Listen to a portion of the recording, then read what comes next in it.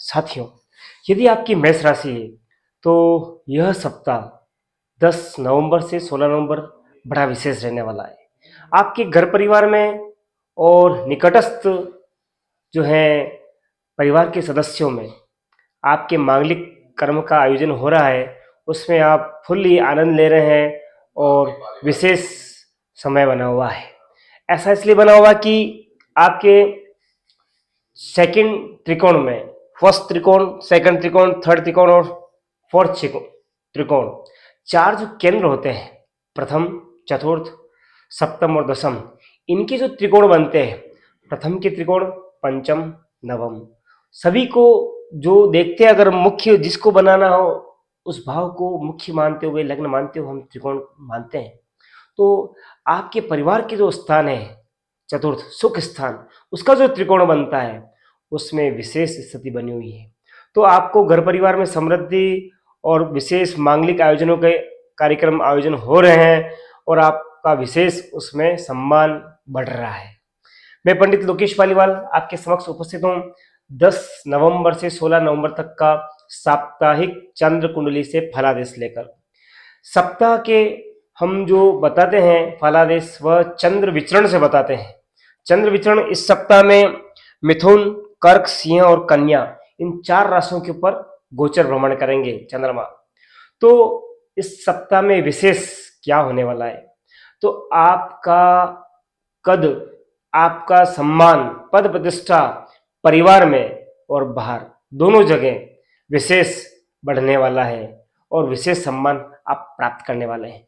आप बड़े ही महत्वाकांक्षी भी रहेंगे कि नहीं, ये जो फंक्शन हो रहा है इसमें इस प्रकार का होता, या हम ये करके जाएंगे तो बड़ा अच्छा लगेगा। तो ऐसे थॉट्स परिवार में और बाहर वाले आपको बड़े विशेष तवज्जो देंगे।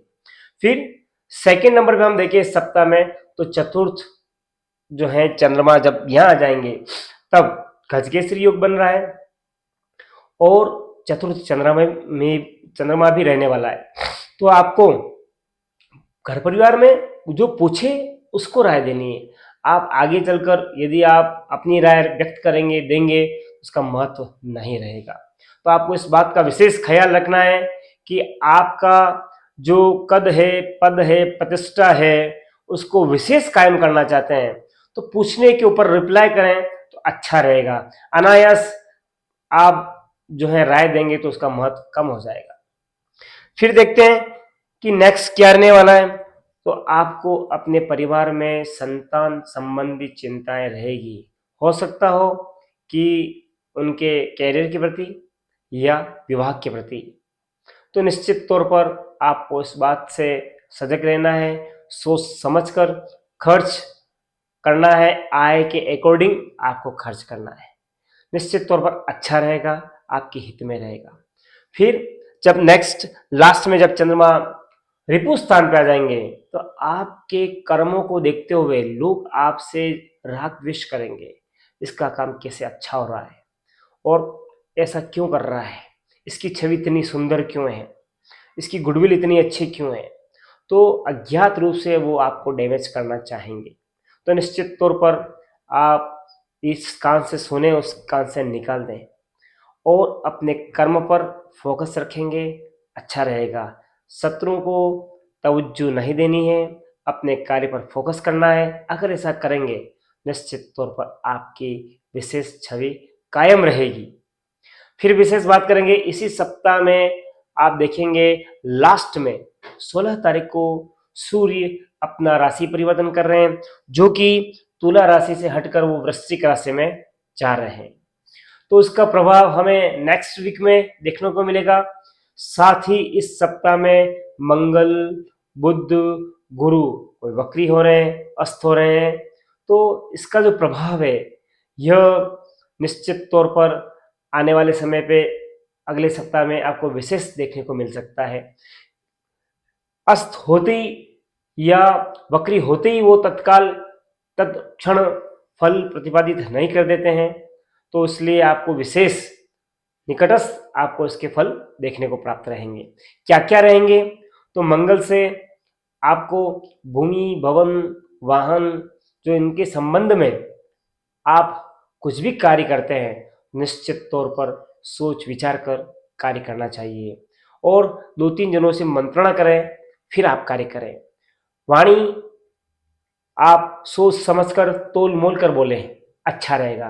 व्यर्थ का ज्ञान किसी को ना दें, क्योंकि इस सप्ताह में मंगल, बुध और गुरु तीनों ही, मंगल अस्त हो रहे हैं, बुध अस्त हो रहे हैं, गुरु वक्री हो रहे हैं। तो गुरु जो है कर्क से मिथुन की ओर बढ़ रहे हैं और मंगल और बुध जो है वो अष्टम में ही अस्त हो रहे हैं। तो निश्चित तौर पर आमदनी को प्रभावित करेंगे, घर परिवार को प्रभावित करेंगे, अपने ज्ञान को प्रभावित करेंगे। तो इस वजह से जो मैंने कहा है, अक्सर यदि उसके ऊपर आप सोच विचार करते हैं तो लाभ की स्थिति आपके रहेगी। फिर बात करें, इसी सप्ताह में 12 नवंबर को काल भैरवाष्टमी आ रही है। निश्चित तौर पर यदि आप अपने कुल भैरव के नाम से दिया करते हैं, वहां जाकर दर्शन करते हैं, श्रीफल चढ़ाते हैं, बधारते हैं, बांटते हैं और जो भी आपसे बन सके पूजा पाठ मंत्र जाप आप करें, निश्चित तौर पर उनकी आशीष आपके ऊपर विशेष रहेगी। छोटे मोटे जो भी आपके ऑब्स्टिकल्स बैरियर हैं वो रिमूव हो जाएंगे। हम विशेष बात करना चाहेंगे उल्लेखित बिंदुओं के ऊपर जो कि अति विशिष्ट है। सर्वप्रथम हेल्थ के ऊपर बात करेंगे तो हेल्थ के ऊपर अष्टम स्थान पर बुध बैठा हुआ है। स्किन संबंधी, हाथ पांव के आसपास, हाथ पांव के ऊपर, और देखिएगा यूरिन संबंधी सामान्य, यह सब आपको अलग अलग समय पे सामान्य समस्या रह सकती है। स्किन से खुजली हो सकती है और पेट जो है आपका, मौसम जो है वो गड़बड़ रह सकता है। तो खाने पीने के ऊपर आप विशेष ख्याल रखें, अच्छा रहेगा। फिर बात करें कि शनि की 7.5 भी चल रही है, तो आपको बालाजी की आराधना अवश्य करनी चाहिए। फिर बात करें लव की, तो लव के स्थान पर केतु विराजमान है, अधिपति सूर्य है, पंचम के लॉर्ड, जो ये इंगित करते हैं आप यथावत बने रहें, कुछ एक्स्ट्रा करने ना जाए, बाकी संबंधों में खटास आ सकती है। फिर बात करें रिलेशन की, तो रिलेशन की जब भी बात करते हैं हम लग्न का अवश्य विचार करते हैं। तो लग्नेश मंगल अष्टम में है और अस्त हो रहे हैं, तो निश्चित तौर पर आप परिवार में कम से कम अभिव्यक्ति करें तो आपके रिलेशंस अच्छे रहेंगे, बाकी वो प्रभावित हो सकते हैं। फिर बात करें कैरियर वाइज, तो कैरियर वाइज में अधिपति बने हुए हैं आपके 10th के लॉर्ड सैटर्न शनि, जो कि द्वादश भाव में गए हैं। तो निश्चित तौर पर आपको अपने प्रोडक्शन पर ध्यान देना होगा, अपने वर्कर्स को खुश रखना होगा और जो प्राइस कॉस्टिंग है उसके ऊपर आप यदि विशेष चिंतन करते हैं तो निश्चित तौर पर अपने व्यापार में, ट्रेड में आपको विशेष समृद्धि प्राप्त हो सकती है। नए द्वार खुलेंगे, नए ऑर्डर आएंगे, नई जगह से संबंध, रिलेशंस बनेंगे। फिर बात करेंगे स्टूडेंट हैं, निश्चित तौर पर स्टूडेंट हैं तब भी समय आपका विशेष अनुकूल नहीं है, आपका चित्त मन एकाग्र नहीं है, एकाग्रता की कमी की वजह से वांछित परिणाम नहीं मिल रहे हैं। आपको निश्चित तौर पर मेडिटेशन करना चाहिए, योगा करना चाहिए और अपने को फोकस पूर्णतया एजुकेशन, अपने पढ़ाई के ऊपर रखना चाहिए। फिर बात करें मैरिज की, तो मैरिज के योग भी अभी नगण्य बने हुए हैं, इसलिए आपको इसके ऊपर विचार अभी नहीं करना चाहिए और अपने कैरियर के ऊपर या अपने ट्रेड के ऊपर फोकस करना चाहिए। शीघ्र ही यह योग बनेगा, आप निश्चिंत रहें।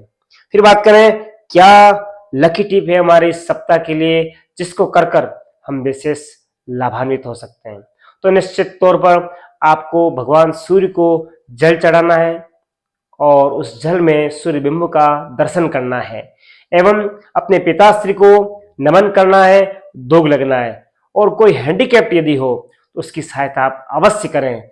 इतना कर कर आप अपने दैनिक जीवन में सप्ताह के जो दिन है 7, इन दिनों में विशेष एनर्जी, विशेष ऊर्जा का आप अनुभव करेंगे।